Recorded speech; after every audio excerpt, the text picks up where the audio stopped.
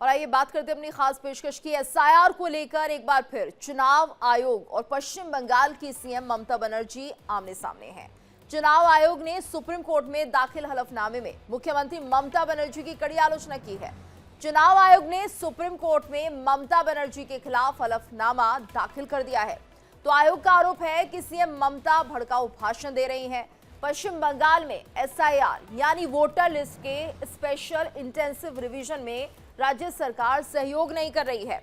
तो चुनाव आयोग ने हलफनामे में यह भी साफ कहा कि मुख्यमंत्री ममता बनर्जी लगातार भड़काऊ और उकसाने वाले बयान दे रही हैं, जिससे कि चुनावी माहौल जहरीला हो रहा है। तो देखिए, एसआईआर प्रक्रिया में प्रशासनिक बाधा की बात कही जा रही है। एसआईआर को लेकर अधिकारियों को धमकी दी गई है। तो अधिकारियों को बनाया जा रहा है निशाना, यानी एसआईआर को लेकर लोगों को डराया धमकाया जा रहा है। गलत जानकारी देकर ममता बनर्जी लोगों को भड़का रही हैं। वहीं बीएलओ को काम करने में दिक्कतें हो रही हैं। बंगाल की पुलिस व्यवस्था पर भी सवाल उठने लगे हैं, क्योंकि शिकायत के बाद भी एफआईआर दर्ज करने में आनाकानी की जा रही है। वहीं देखिए, हलफनामे में चुनाव आयोग ने कहा कि लोगों को एसआईआर की प्रक्रिया के प्रति गलत जानकारी देकर भड़काया जा रहा है। हलफनामे में कहा गया है कि राज्य में ईसीआई अधिकारियों के खिलाफ हिंसा और धमकियों का माहौल है। तो चुनाव आयोग का कहना है कि ऐसे बयान जमीनी स्तर पर तनाव बढ़ा रहे हैं और एसआईआर जैसे संवेदनशील प्रोसेस को कमजोर कर रहे हैं। सवाल साफ है, एसआईआर यानी स्पेशल इंटेंसिव रिवीजन में सरकार रोड़ा बन रही है, तो संवैधानिक संस्था पर दबाव बनाया जा रहा है। ऐसे में सवाल उठता है कि क्या ममता बनर्जी लोकतांत्रिक प्रक्रिया को चुनौती दे रही हैं और क्या बंगाल में निष्पक्ष चुनाव खतरे में है? तो ये सवाल उठने लाजमी है। तो देखिए, वोटर लिस्ट की गहन जांच अब की जा रही है। फर्जी वोटर्स की पहचान भी हो रही है। नए वोटर्स को जोड़ने की प्रक्रिया चल रही है एसआईआर के तहत। वहीं निष्पक्ष चुनाव की रीढ़ जिस तरह से चुनाव आयोग का ये काम रह रहा है, उसके बाद भी लगातार ये कोशिशें की जा रही है पश्चिम बंगाल सरकार की तरफ से इस काम को प्रभावित करें, ये कहना है चुनाव आयोग का। दरअसल ममता बनर्जी समय समय पर एसआईआर का विरोध करती रही हैं और हाल ही में उन्होंने इसको लेकर मुख्य निर्वाचन आयुक्त ज्ञानेश कुमार को पत्र भी लिखा था। इसमें उन्होंने आरोप लगाया था कि एसआईआर प्रक्रिया मतदाता सूची का रिकॉर्ड सही करने के बजाय वोटर्स के नाम हटाने की कवायद बना दी गई है। वहीं आयोग ने कोर्ट को बताया कि जब बीएलओ घर घर जाकर जांच करते हैं तो उन्हें राजनीतिक दबाव, विरोध और यहां तक कि धमकियों का भी सामना करना पड़ता है। और अब सवाल सुप्रीम कोर्ट के दरवाजे पर है। क्या कोर्ट चुनाव आयोग की चिंताओं को गंभीर मानेगा? क्या ममता बनर्जी को अपने बयानों पर लगाम लगानी पड़ेगी? और सबसे बड़ा सवाल, चुनाव आयोग बना ममता बनर्जी की ये लड़ाई अब सियासत से निकलकर संविधान और अदालत तक पहुंच चुकी है। तो फैसला जो भी हो, लेकिन बंगाल की सियासत में तूफान तय है। तो देखिए, जिस तरह से इलेक्शन कमीशन ने अब सुप्रीम कोर्ट का रुख कर लिया है और सीधे तौर पर उनका आरोप यही है कि ममता बनर्जी उनके काम में बाधा डाल रही हैं और ऐसे में उन्हें डराया धमकाया जा रहा है, काम करने नहीं दिया जा रहा। और शायद यही वजह है जिसके चलते एसआईआर का काम प्रभावित हो रहा है। हमारे साथ मेहमानों का पैनल जुड़ चुका है, इसी मुद्दे को लेकर चर्चा करेंगे। रुपेंद्र कुमार दुबे जी नेता हैं, बीजेपी के, हमारे साथ जुड़े हुए हैं। AK झा जी राजनीतिक विश्लेषक, सुमित मेहरोत्रा टीएमसी के नेता, आदेश भारद्वाज कांग्रेस के नेता। अभी हमारे साथ एक ही मेहमान जुड़े हुए हैं, लेकिन बाकी मेहमान भी अब से कुछ देर के बाद हमारे साथ जुड़ेंगे। तो रुपेंद्र कुमार जी का हम रुख कर लेते हैं। रुपेंद्र जी, देखिए, जिस तरह से यहाँ पर इलेक्शन कमीशन ने सीधे तौर पर ये आरोप लगा दिए हैं ममता बनर्जी पर, पश्चिम बंगाल सरकार पर, कि एसआईआर होने नहीं दिया जा रहा है। ममता बनर्जी लोगों को गलत जानकारी दे रहे हैं, जिसके चलते एसआईआर का जो काम है वो प्रभावित हो रहा है। देखिए मैम, हमारे 140 करोड़ जनता को बड़ों को प्रणाम और छोटों को प्यार। अब आते हैं मुद्दे पे। मैं ये कहना चाहता हूँ माननीय बहन जी से, ममता दीदी से, कि अगर आपके कोई एसआईआर में कोई आपका वोट करता है तो फॉर्म 6 होता है। आप फॉर्म 6 के जरिए आप अपना दोबारा अप्लाई कर सकते हैं, ऑनलाइन भी है। ये तो सीधा सीधा गलत काम है। सिर्फ अपनी वोट की राजनीति कर ले, जो इनके गलत वोटर थे उन्हीं का वोट कटेगा। आपको मैं एग्जाम्पल देता हूँ। मैं पीछे से प्रयागराज से रहने वाला हूँ और यहाँ दिल्ली में रहता हूँ। वहां से मेरे पास कॉल आता है कि सर ये बताइए आपको प्रयागराज वाला वोटर रखना है दिल्ली वाला। हमने कहा कि मैं दिल्ली वाला रखूंगा। बोले कि हमने कहा प्रयागराज वाला भी कर दो। बोले सर ऐसा नहीं होगा, आपको एक वोटर कार्ड चूज करना पड़ेगा, आइदर प्रयागराज या दिल्ली। मैंने बोला मेरा दिल्ली कर दो। सेम ममता दीदी को वही दिक्कतें हैं कि जो मेरा वोट कटेगा, क्योंकि अब जो एक इंसान एक ही वोट दे पाएगा, एक इंसान 4 वोट नहीं दे पाएगा। जी। ममता दीदी की यही बहस है। दूसरी चीज, आज हम भारत को विश्व गुरु बनाने के लिए सोच रहे हैं, और ममता दीदी क्या सोच रही हैं कि फिर वही जो है, अरे ममता दीदी आपने अगर बंगाल में विकास किया होता ना, तो आज के बंगाल के लोग अपने दिल्ली, मुंबई, महाराष्ट्र, केरल, गुजरात नहीं जाते।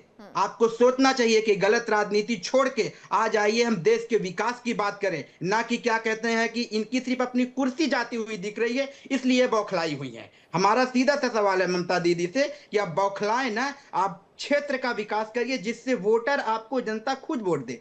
आप सोचिए, क्या इतने जो है वोटर है भारत में, क्या सभी जो है एक दूसरे को वही कर रहे हैं? भारत की जनता है, नरेंद्र मोदी बीजेपी सरकार भारत देश की जनता के लिए काम कर रही है, तभी जाके वो उनको वोट दे रही है। अब ये लोग बलगलाने का काम कर रहे हैं। मेरी दीदी से गुजारिश है, रिक्वेस्ट है कि ऐसा काम ना करें, हमें देश को आगे ले जाना है। अरे सीएम आज आप हैं, कल कोई दूसरा होगा, पीएम आज मोदी जी हैं, कल कोई दूसरा होगा, लेकिन आप विचारधारा को मत चेंज करिए। हमारे अटल जी ने बोला था मैम कि ना जाने कितने नेता आएंगे, कितने नेता चले जाएंगे, लेकिन हमारा देश ऊपर जाना चाहिए। मैं धन्यवाद करता हूं उसी अटल जी के नेतृत्व में हमारे देश के माननीय प्रधानमंत्री भारत को विश्व गुरु बनाने के टारगेट में लगे हुए हैं। हमारी 140 करोड़ जनता को मैं हाथ जोड़ की रिक्वेस्ट करता हूं कि आप दंगा फसाद ना करके 2047 में भारत को विश्व गुरु बनाना है, और उसी रुपेश की जी, राह पे ममता हमें योगदान। बनर्जी को डर किस बात का है? उन्हें आखिर ऐसा क्यों लग रहा है? क्योंकि वो तो दावे कर चुकी हैं कि भाई ये जीत हमारी होनी है और बीजेपी हमारा कुछ बिगाड़ नहीं सकती, और कितनी भी कोशिश कर ली जाए, तो फिर डर किस बात का है उन्हें?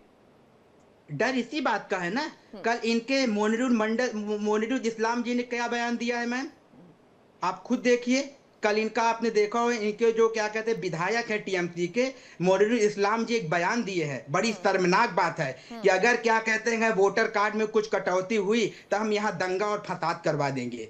ये एक विधायक को ये कहने वाली बातें हैं। इनको शर्म आनी चाहिए कि जो जनता को समझाना चाहिए, और वो क्या कह रहे हैं कि हम क्या कहते हैं दंगा कर देंगे, फसाद कर देंगे, यहाँ तहलका मचा देंगे। ये अच्छी बातें हैं मैम। सोचना चाहिए मोनिरुल मंडल जी की आप एक जो है जनप्रतिनिधि हैं, चुने हुए प्रत्याशी हैं, आपको ऐसी बात करना जो है क्या जायज देता है?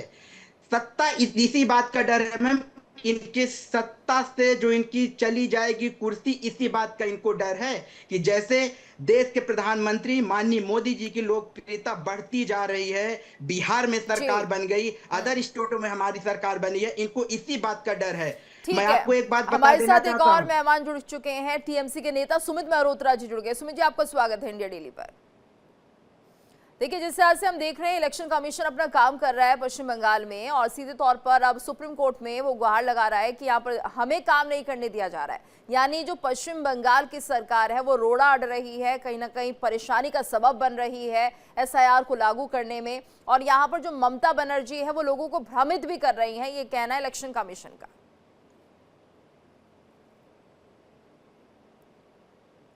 सुमित जी, अनम्यूट कर लीजिए, आपकी आवाज हम तक नहीं पहुंच रही है।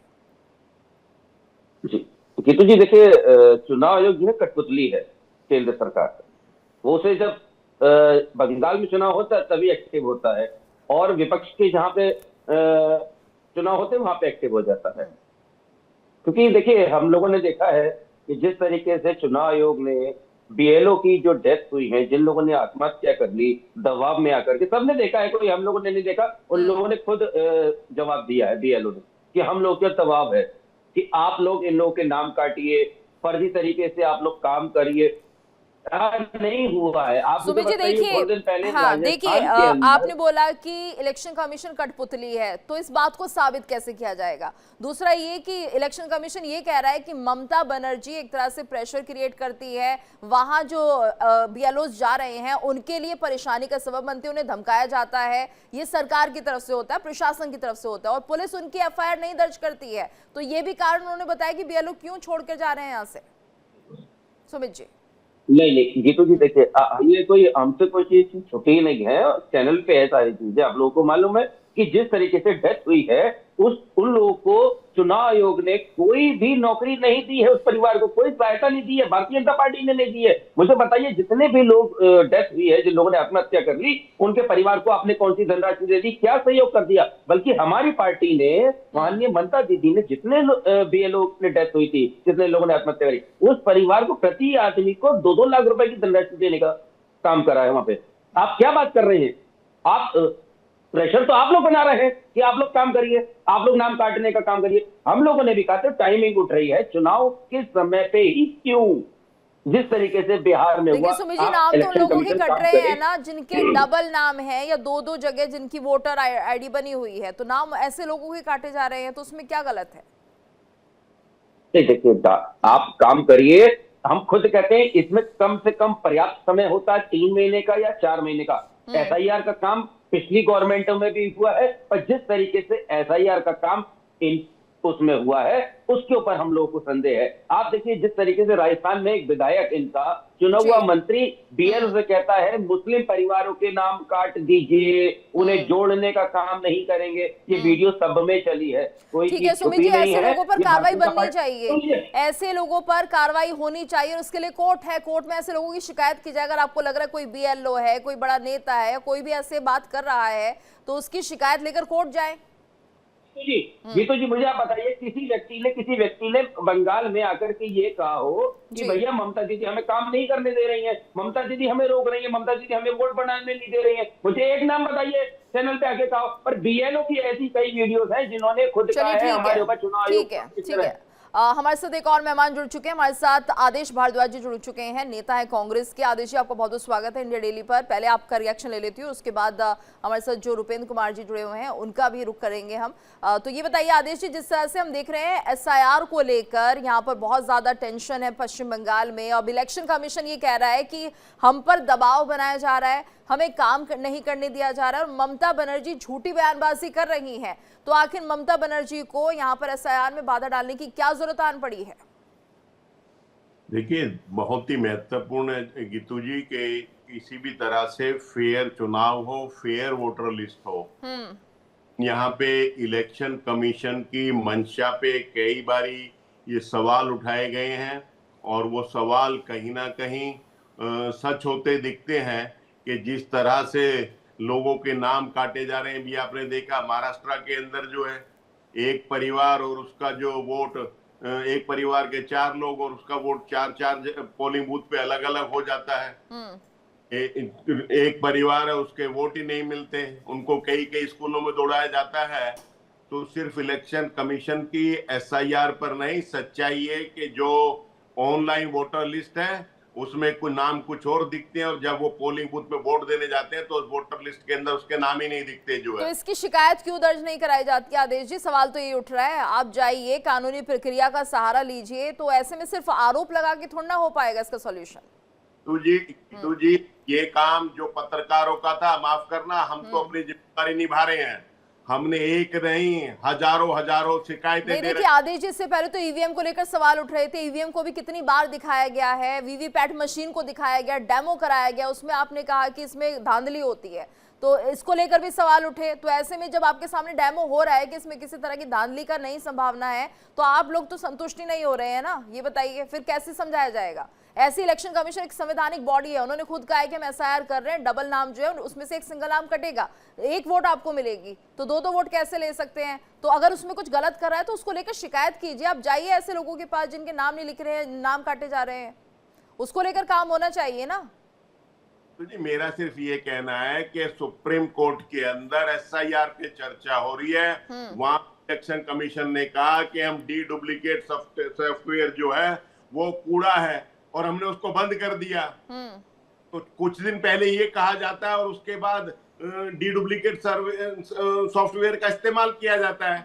तो एक नहीं हजारों चोरियां, मैं 10-5 ठीक है, चोरियां हो रही हैं, लेकिन उनके सबूत भी लाइए और वो दिखाइए। रुपेंद्र कुमार जी, अभी हमारी कांग्रेस के प्रवक्ता कह रहे हैं चोरियां हो रही हैं, चलिए हमने माना चोरियां हो रही हैं, साहब ये बता दो वो चोरियां क्या थी जब 1980 में माननीय सोनिया जी को वोट दे दिया था और 1983 में जो है उनका वोटर कार्ड बना था, वो चोरी नहीं थी साहब। ये भी बता दें, वोटर क्या कहते हैं, अपने जो है अपने लौह पुरुष हैं, इनको जो है सबसे ज्यादा वोट मिला था और उसके बाद क्या कहते हैं नेहरू जी को बनाया गया प्रधानमंत्री, वो चोरी नहीं थी।